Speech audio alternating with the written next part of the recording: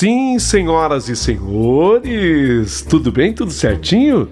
Você está aqui no canal dos mistérios do seu amigo Paulinho Boa Pessoa. E hoje eu tenho para narrar para vocês a história dessa viúva, Dona Anália Soares. É uma história linda do comecinho ao fim. Mas é uma história tão detalhada, eu não queria que você perdesse absolutamente nada. Nós dividimos em 2 capítulos. Mas calma, os 2 capítulos já serão publicados simultaneamente. Então você termina um capítulo, aí você já entra no segundo, que já vai estar aqui no canal, tá bom? Então você não vai ter que esperar. Apenas ouvir o primeiro e depois ouvir o segundo, respeitando essa ordem. Mas a história é muito interessante, muito tocante e você vai amar. Antes de eu começar, aquele convite para você visitar o canal oficial do Paulinho Boa Pessoa, onde eu conto as mais lindas histórias de amor. Então coloque aí no YouTube, Paulinho Boa Pessoa Oficial. E cabe aqui um convite. Queria muito que você se tornasse membro desse nosso canal, que precisa de você como membro. Então o YouTube incentiva os criadores de conteúdo, para que esses criadores eles possam falar com seus fãs, com seus amigos, com as suas amigas. Seja membro do canal, é muito importante para nós. Outra coisa fundamental, que você se inscreva no canal. Isso é muito importante. Se inscreva e dê o seu joinha. Tudo pronto, tudo preparado. São 2 capítulos, tá? Da história a viúva Anália Soares. Tudo prontinho? Tá tudo preparado. Então, os 2 capítulos já publicados. E eu digo, prepare o seu coração para as coisas que eu vou contar. Porque essa história que tem mistério, que tem sobrenaturalidade aqui do canal, acabou de começar. E para começar aquela história... é emoção. Rádio é verdade. Rádio é Paulinho Boa Pessoa. Rádio Emoção. Paulinho Boa Pessoa. A verdade de cada um.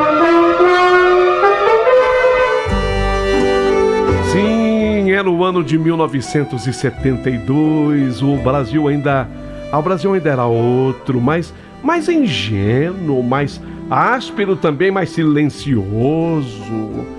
Os militares estavam no poder. No coração do interior de Goiás, onde a poeira da estrada se confundia com o tempo, as cigarras. As cigarras marcavam as horas do calor. Era ali que vivia uma viúva, Anália Soares. Anália Soares, uma mulher de coragem, de poucas palavras, de muitos silêncios, morava num pequeno sítio. Era ela, Anália Soares. Ela era viúva e tinha recebido uma herança do marido Belmiro Soares, homem de alma honesta, de mãos calejadas, que um dia acreditou poder crescer cultivando a própria terra. Ao lado dele, Anália construiu um lar simples, mas feliz, com os 2 filhos. O Geraldo, à época desses fatos, tinha 6 anos, e Líria, de 4 anos. Mas o destino, esse mesmo que sopra ventos fortes sobre as vidas pequenas, tratou de mudar o rumo da história. Tudo começou com 50 metros de terra. 50 metros apenas. Uma nesga de chão disputada entre Belmiro e o fazendeiro Genaro, dono de extensões tão grandes que um cavaleiro podia cavalgar 3 dias seguidos sem ver o fim daquelas áreas. Genaro, o sanfoneiro, descendência italiana, tocava acordeon, era fazendeiro também. Rico, dono de muitas terras, e as terras com gado. Genaro era o tipo de homem que não pedia, ele mandava. Era uma espécie... Se morasse no Nordeste, estava no Brasil Central, mas se morava no Nordeste seria um coroné. Genaro, ele mandava, ninguém desobedecia. Mas o seu Belmiro, ele era teimoso, ele era um homem direito que confiava na justiça e na medida das escrituras. Ele mandou chamar o agrimensor, ele estava desconfiado. Aquela cerca do Genaro invadiu o meu terreno. Tenho certeza. Ele chamou o agrimensor e com régua, compasso, ao treino, as fitas métricas, quilométricas, ele provou que Genaro avançara a cerca de 50 metros sobre o seu sítio. Podia ter ficado quieto, muita gente ficaria, viu? Muita gente se calaria, ele não se calou não. Opa! Não pode não. Entrou com a causa e contra todas as expectativas, juiz foi justo e ele ganhou. No dia em que soube da sentença, o Belmiro voltou para casa sorridente, voltou feliz. A viúva Anália ainda se lembra e talvez até prefira não lembrar do olhar dele naquela tarde, a vitória refletida em seus olhos, o corpo cansado, mas cheio de esperança. Eu falei, mulher, falei que era justo, nós ganhamos e o juiz foi justo, desta vez ganhamos. Sim, aquela alegria durou pouco. Na verdade, apenas 40 dias o Belmiro pôde comemorar a vitória. 40 dias. Porque 40 dias depois, o corpo de Belmiro foi encontrado. Foi encontrado no mato, cravado de balas de carabina. Não houve inquérito decente, nem prisão, nem justiça. Naquela região todo mundo sabia o nome do mandante do crime. Sim, todo mundo sabia quem mandou. Mas quem tinha coragem de falar? Quem tinha coragem de dizer?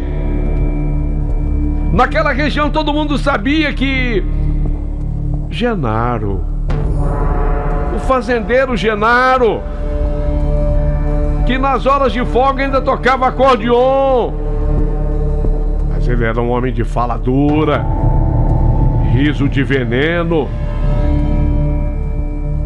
E você pensa que ele tinha medo? Ele falava na venda do povoado para quem quisesse ouvir, para quem quisesse escutar. Belmiro era muito garganta. Queria 50 metros de terra, mas ganhou foi 7 palmos abaixo da grama.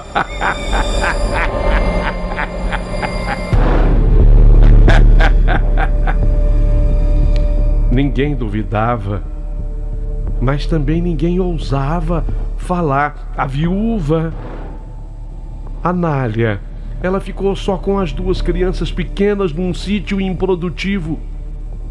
Costurava noite adentro, à luz da lamparina, tentando transformar pano e linha em pão e futuro. Mas era dura a luta dela. E o mais cruel é que Genaro, por pura maldade, proibiu que qualquer empregado dele ou outro ajudasse no sítio de Anália. Quem se aproximasse da casa de Anália, dizia ele, quem se aproximar da casa lá da viúva, tem a amizade comigo cortada na faca. Quer nem saber da pessoa, hein? Então não se aproxime. E assim passaram-se 3 anos de sofrimento calado. Até que o destino, que não esquece o que é devido, a justiça dos homens pode até falhar. A justiça dos homens, sim, mas a justiça divina resolveu ajustar as contas.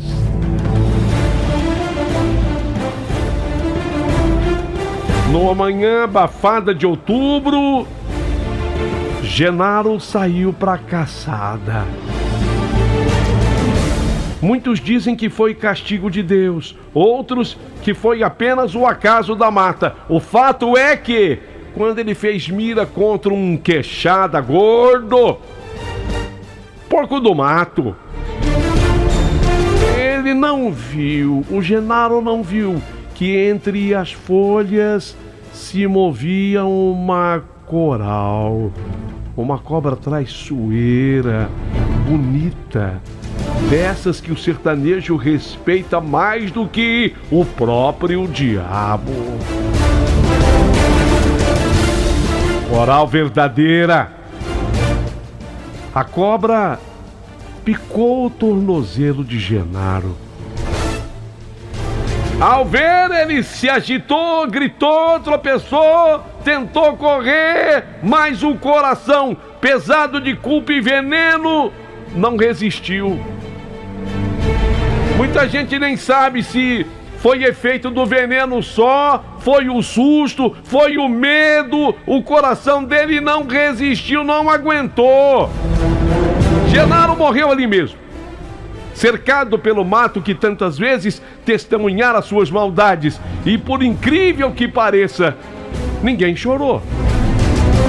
Nem viúva, nem filhos, nem empregados.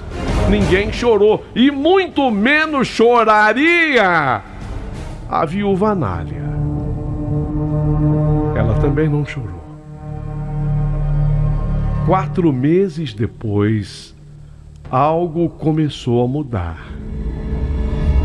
De madrugada, quando ainda havia neblina sobre o terreiro e o canto do galo ecoava distante, alguém ou alguma coisa deixava à porta da casa da viúva Anália sacos de mantimentos. Arroz, feijão, carne seca, gordura de porco,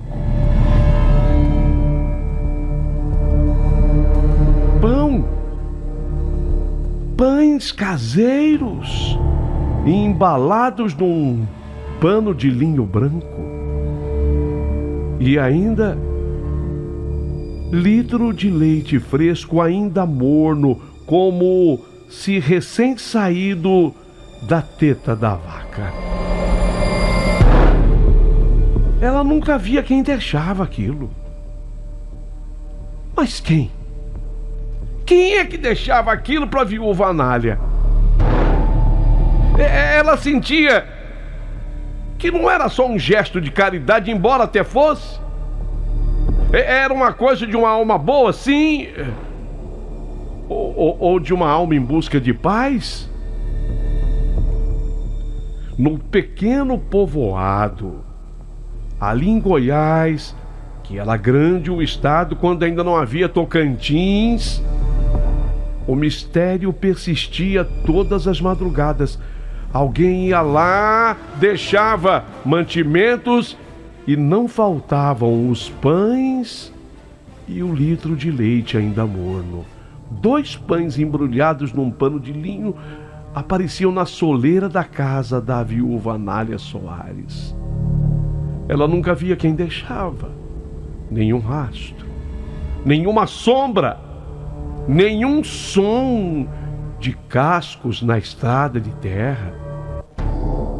O povo comentava, o povo começou a comentar, porque ela comentou com ela tinha uma vizinha, Zuleika, a vizinha, ela gostava de uma fofoca. Ela comentou com Zuleika, Zuleika começou a espalhar e o povo começou a comentar. Uns diziam: olha, eu desconfio que é uma penada, hein? Que tá deixando essa comida lá na casa da viúva Anália. O que vocês acham? Talvez o espírito, do marido dela, que Coitado, morreu assassinado, o homem era tão bom, Belmiro. Quem sabe seja ele tentando amparar a viúva. Ah, mas não pode esse negócio, não. Como é que um morto vai trazer comida para quem é vivo?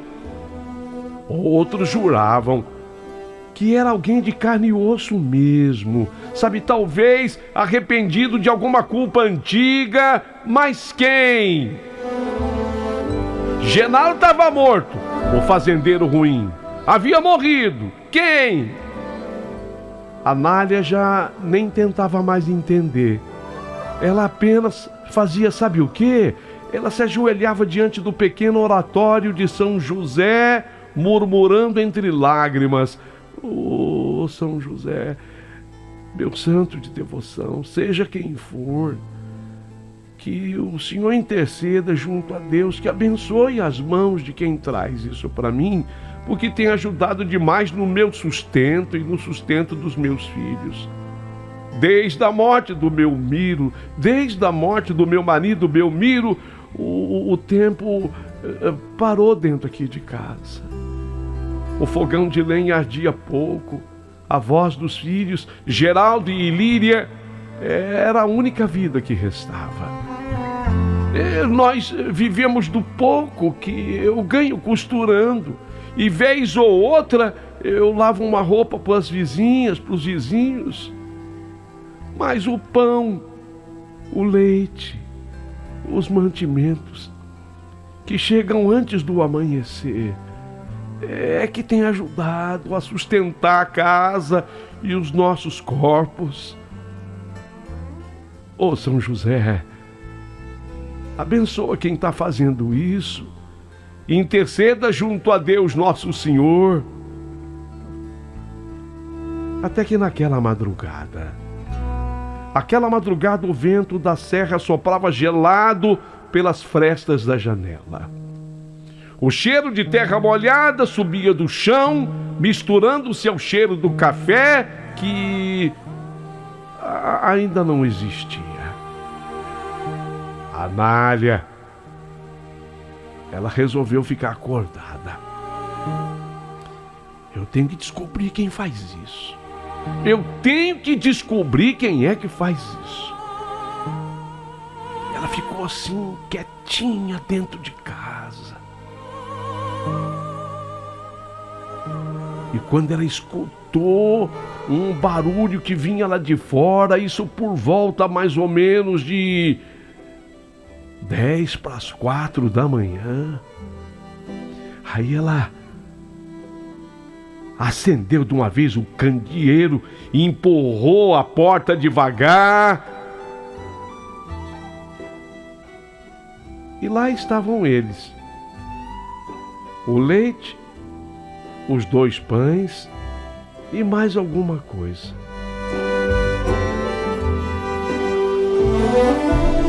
Mas não viu ninguém. Ela não viu, só viu o que havia sido deixado. Ela se lamentou, faltou alguma coisa para ela, talvez a luz do candeeiro tivesse atrapalhado, ela não devia ter acendido o candeeiro. Mas algo nela mudou naquela manhã.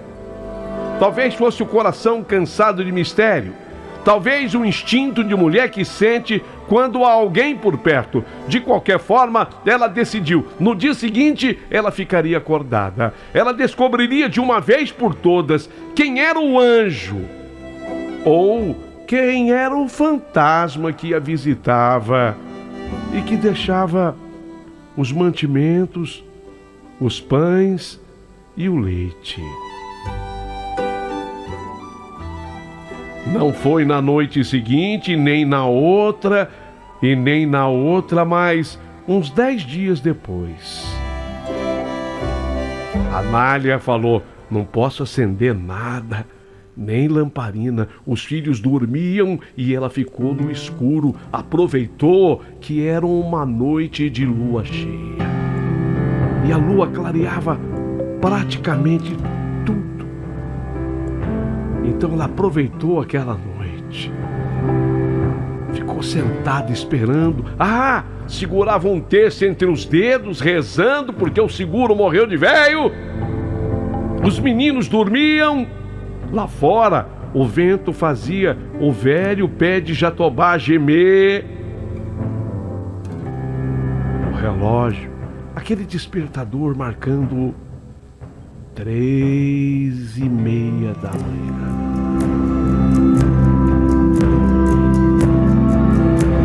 Foi quando ela escutou, primeiro longe e depois mais perto, o som firme de pisadas de cavalo.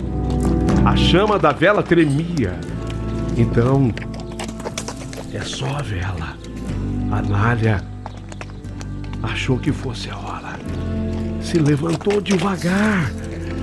Ela veio pela fresta da janela. Pela fresta da janela.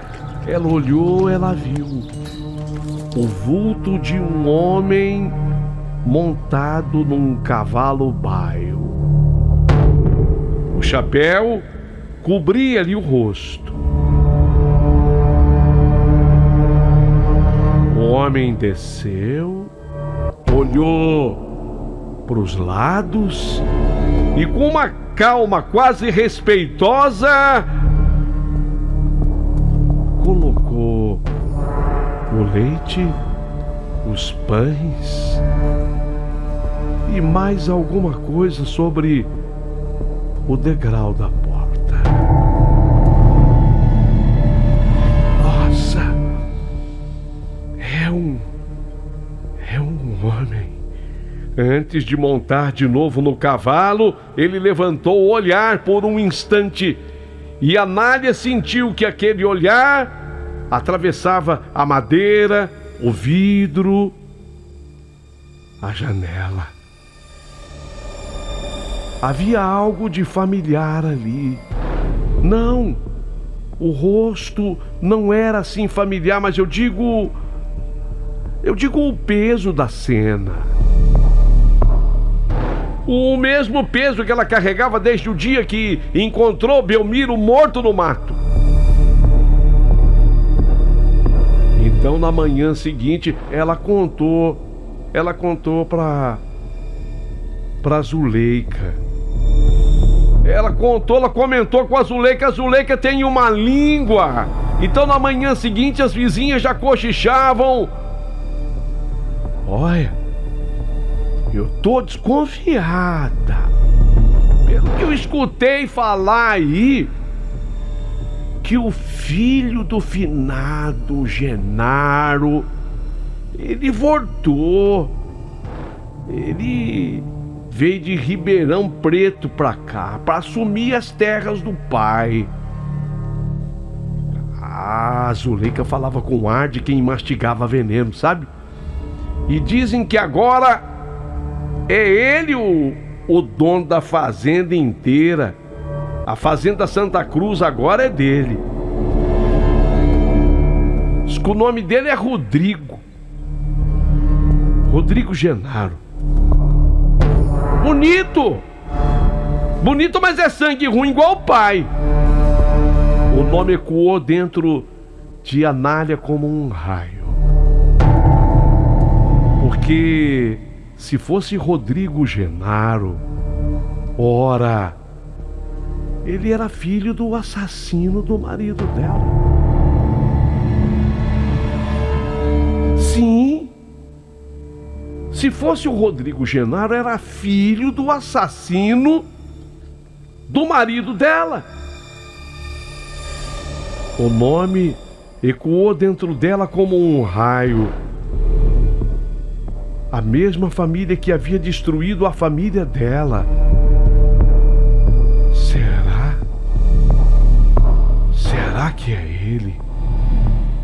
No fim da tarde, quando voltava da mata com um feixe de lenha, ela por acaso encontrou o Rodrigo montado a cavalo. Ela ouviu de novo, porque se fosse ele, teria visto pela segunda vez.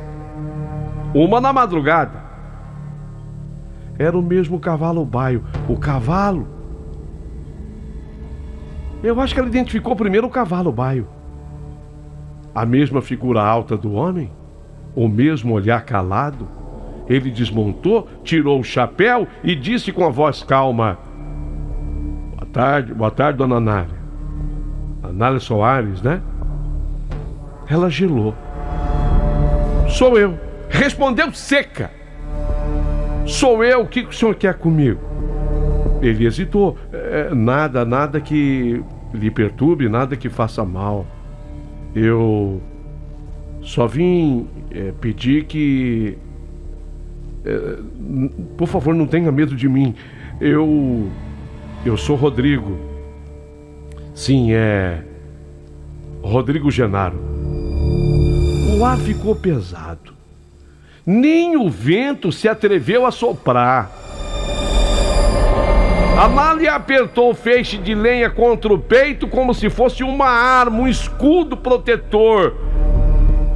E ela comentou assim, sem piedade: então é o filho do homem que tirou tudo de mim, né? O que você faz aqui? Você veio terminar de fazer o resto? Você veio terminar de fazer o serviço? Rodrigo baixou a cabeça.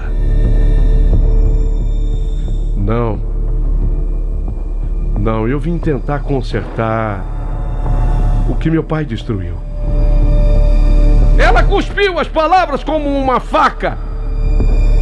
A culpa não se conserta com piedade, não, moço.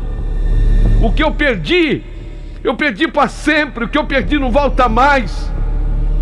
Ele respirou fundo, o olhar firme e triste, e disse para ela: eu sei, mas talvez o que eu faço hoje possa lhe devolver um pouco, pelo menos, de paz. Montou novamente no cavalo e foi embora, deixando atrás o som das ferraduras cortando o chão seco. E foi então que Anália começou a compreender uma coisa: o verdadeiro fantasma. Bem,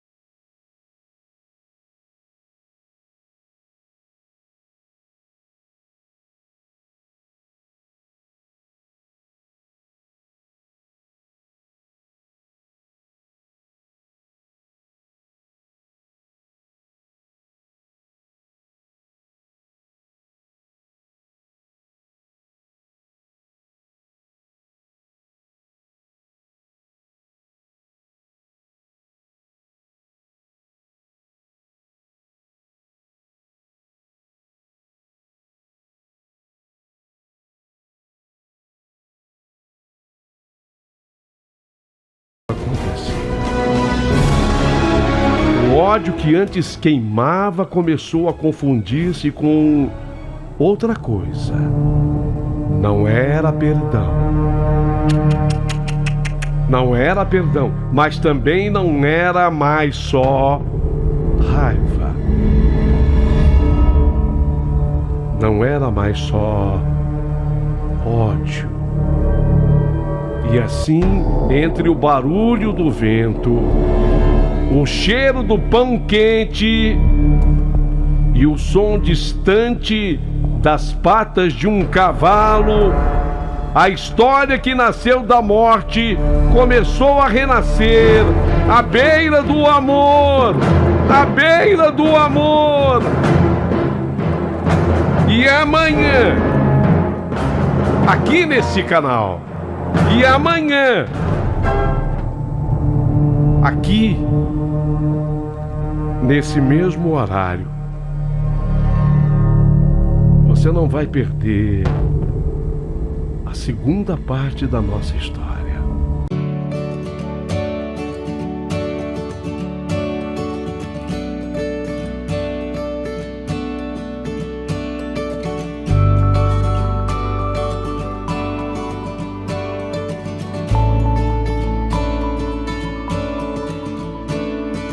I was not your family, I was a stranger to you once, but you treated me like we had the same blood. I drove up to a cabin, to Wisconsin in the woods. We shot fireworks and drank till we felt good, and the sky was clear in that summer air. You showed me so much kindness, I do not understand who puts that kind of soul inside a man. And you always say the same thing, we believe in you. It was a little thing for us that we just wanted to do. Ooh, ooh,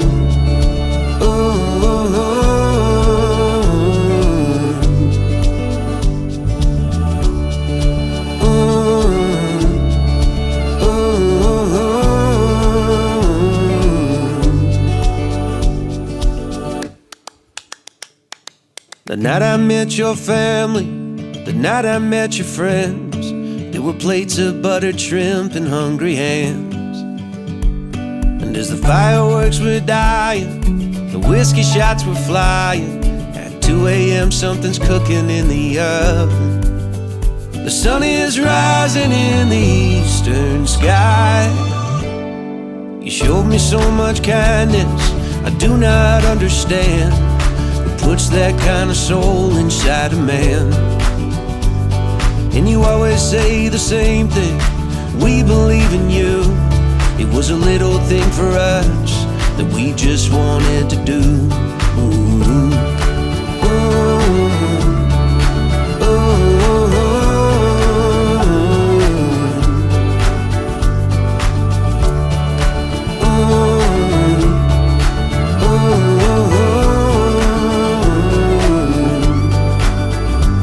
Someday I'll make you proud as I am now. When I think of that day I smile clear and loud. And I always say the same thing, God sent those folks to me to clear some brush off of the path to Tennessee, and to help me be the man I want to be. You showed me so much kindness, I do not understand who puts that kind of soul inside a man. And now you always say the same thing, we believe in you. It was a little thing for us that we just wanted to do.